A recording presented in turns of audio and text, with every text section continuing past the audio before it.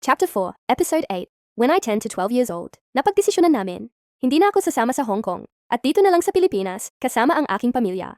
Ngayon balik tayo sa reality. Kailangang magsikap araw-araw. Ikukwento ko ang mga sumusunod, na hindi ko makakalimutan. Ano ang nangyayari after sa offer sa akin ng teacher ko? Hong Kong na hindi ko tinatanggap. Dahil nga marami kaming magkapatid, 6 kami. Minsan mahina yung kita ng papa ko. Minsan okay kami, minsan pati asin hindi. Makakabili hihiram na lang sa kapitbahay. Minsan sila rin ang hihiram sa amin.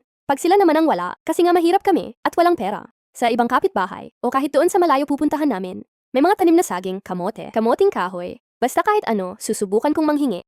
Para lang may kakainin kami. Merong magbigay, at meron ding hindi. Susungitan pa ako, pero okay lang ako naman yung nangingistorbo sa kanila. Ganun talaga may mabait, at masungit. Ganun kahirap kung wala kang sariling kabuhayan sa bukid o sariling lupa na pwede kang magtanim ng kahit anong gusto mo. Di tulad ng iba, meron silang kabuhayan sa lupa nila. Kami hindi kami magkaroon ng ganyan, kasi lagi kaming palipat-lipat ng tirahan. Wala kaming masabing amin. Kung saan kumikita ang papa ko doon din kami.